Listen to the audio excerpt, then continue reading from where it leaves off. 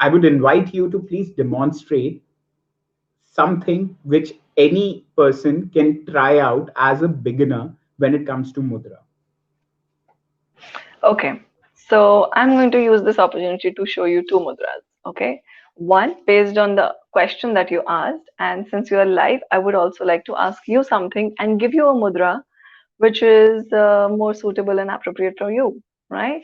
So, okay, the mental clarity, energy, and overall health. So, there is one mudra called the Praan Mudra. Now, I'm going to bifurcate this one mental clarity and energy and overall health. Okay, so for mental clarity, there is Gyaan Mudra. Okay, Gyaan Mudra is formed where the very first, most basic, and something I'm sure you must have practiced anytime in your school years as well, and that is basically your index fingertip with your thumb, right? This forms the Gyan Mudra with both the hands, right? When you do the mudra with the right hand, it impacts the left side of your body. And when you do the mudra with the left hand, it impacts the right side of your body.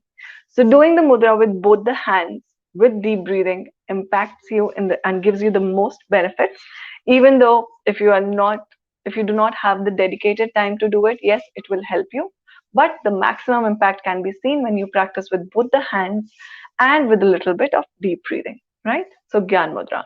Now, Gyan Mudra, I would also like to convey a little science behind it, and that is that your index finger refers to your mind, right? And your, if I talk in terms of a little bit on Hindi, it's like your buddhi and your man. So, man is a very chanchal state. It jumps from one place to another, one thought to another. When you're doing something on ABC, you want to do XYZ, and when you're doing XYZ, and then it wants to go back to doing the ABC, right? So it's called the monkey mind, if you might have heard of the term, which keeps on jumping on one thing or the other, and it cannot ever settle or be satisfied with something, right? Now, buddhi is the intellect that we have. Buddhi is the decision making faculty that we have, which helps us take the sane, right decisions towards our life, right? Now, when this man is directed or run by the buddhi, then we are able to lead the life in the best manner. And this is what this mudra does to us.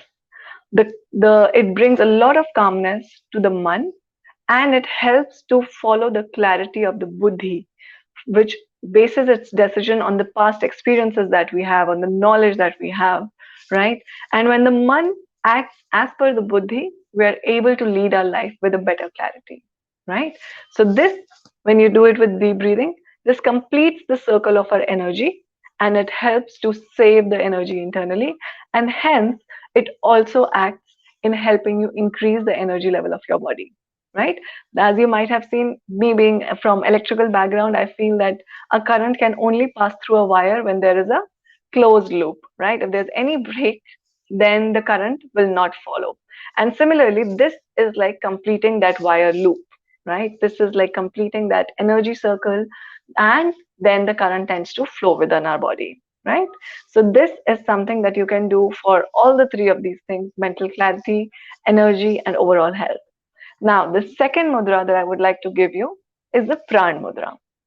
Given the COVID times, given the fact that we live in cities where there's a lot of pollution, where the quality of food is being impacted, where we do not know at times when to eat healthy, and sometimes forced by the situation and the need, we are forced to eat outside, our immunity levels are gradually decreasing. So, this one mudra is basically for your immunity, and that's called the Praan Mudra, which is bringing your ring finger and your little finger together with the tip of the thumb, and your middle finger and your index finger straight. Okay. Whenever you do any mudra, the other three fingers will remain straight, which are not engaged in the contact. The other mudras will remain straight. So in Gyaan Mudra, these three will remain straight, and in Praan Mudra, the first two fingers will remain straight. Right. So Praan Mudra, as the name suggests, adds a lot of prana in your body. Pran is the vital force, the energy in the body, something that runs the body exactly as it should. I mean, if you come to see of it, all the body is being run by the involuntary actions. Our life is probably being run by our actions that we think we choose, but the body is being run by all the involuntary action: your heart beating, your digestion, your blood circulation, your oxygen and carbon dioxide carbon dioxide and the lung process of purifying the air, constantly spreading it to each and every cell of your body. To that extent, everything is being run automatically inside. Now, there's an energy that runs it all, and that is the prana, or the vital force, or the bioenergy that we have.